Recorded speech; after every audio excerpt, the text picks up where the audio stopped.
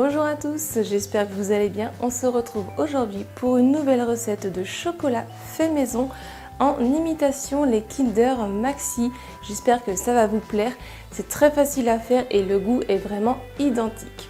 Avant de commencer, si vous aimez mes recettes, pensez à vous abonner pour ne pas louper mes prochaines vidéos et aussi activer la petite cloche. Venez aussi me rejoindre sur mes réseaux sociaux, comme ça vous y verrez que je partage mes recettes mais aussi un peu de mon quotidien. Maintenant c'est parti, on va commencer, on se retrouve juste après. Il faudra 200 g de chocolat de couverture au lait et 150 g de chocolat blanc. Je commence dans une casserole par mettre un petit peu d'eau et à le porter à frémissement. Ensuite, je viens mettre un plat qui résiste à la chaleur, qui est assez grand, qui vient bien recouvrir toute la casserole en dessous. J'y mets mon chocolat à fondre. Quand il est quasiment fondu, je viens prendre le thermomètre et je viens le faire monter à 50 degrés. Une fois que c'est monté à 50 degrés, je viens prendre mon plat et je viens le verser dans un plat avec de l'eau bien froide en dessous. Donc attention à ce qu'il n'y ait pas d'eau dans le chocolat qui rentre. Et je fais descendre la température à 27-28 en mélangeant très souvent et en pensant à bien racler aussi à chaque fois le bord pour pas que le chocolat se mette à figer. Une fois qu'on a atteint la température, on vient enlever de l'eau froide et on va le remettre dans la casserole qui a encore un peu d'eau chaude. Le feu éteint ou besoin de le mettre à tout petit feu et on va le refaire monter à 29-30 degrés le chocolat. Une fois que c'est fait, j'ai fait à l'avance donc une plaque ou une assiette avec une grille par-dessus.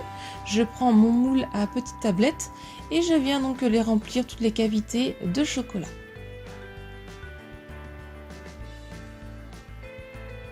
Je viens ensuite le retourner pour enlever l'excédent de chocolat et après je le retourne complètement et je laisse contre ma grille pour que tout l'excédent s'enlève.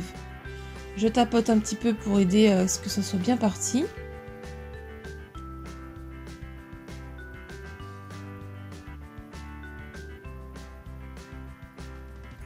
Et ensuite, à l'aide d'une spatule, je viens racler tout l'excédent de chocolat qui est donc sur le moule. Donc on n'hésite pas à passer à plusieurs reprises pour bien enlever. Et là, on vient tapoter bien comme il faut notre moule sur notre plan de travail pour enlever toutes les bulles d'air. Et on va mettre 15 minutes au frais pour que le chocolat y fige. Ensuite, juste après ça, on va assez vite, on enlève l'excédent qui est tombé de chocolat pour le remettre dans notre petit bol. Si on attend trop, il va être trop figé, il va être un petit peu difficile à enlever. On fait fondre le chocolat blanc au micro-ondes.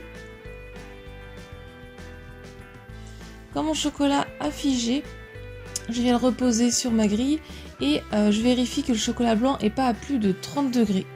Je l'ai mis pour plus de facilité dans une poche à douille et je viens remplir tout simplement donc, toutes les cavités de chocolat blanc. Et je laisse un léger rebord en haut. Faut pas que ce soit tout jusqu'en haut. Je tapote bien pour bien répartir le chocolat. Et avec ma spatule, je passe un petit coup pour enlever les petits excédents de chocolat blanc qu'il peut y avoir. Et je remets au moins 20 à 30 minutes au frigo. Je refais fondre mon restant de chocolat que j'avais ramassé. Donc pareil, on vérifie que ce soit pas trop chaud, pas plus de 30 degrés. Et donc là, on vient donc le mettre tout par-dessus notre chocolat blanc. On vient bien tout recouvrir. Et avec la spatule, on vient passer, on racle encore une fois de plus pour enlever donc tout l'excédent de chocolat. Donc on n'appuie pas trop pour pas trop qu'il y ait de chocolat blanc qui apparaisse. Donc on n'hésite pas à passer à plusieurs fois.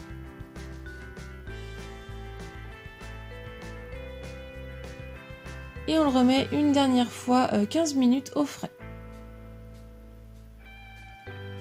Une fois le temps écoulé, on va pouvoir venir retourner notre moule, donc soit tapoter pour le démouler. Vu que moi c'est un moule en silicone, j'ai juste appuyé en dessous et il se démoule tout seul mes chocolats.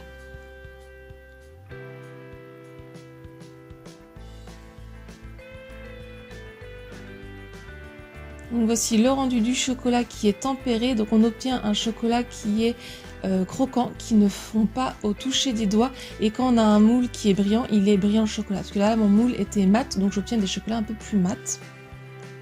Et ils ne font pas vu qu'il peut très bien rester à la conservation à température ambiante.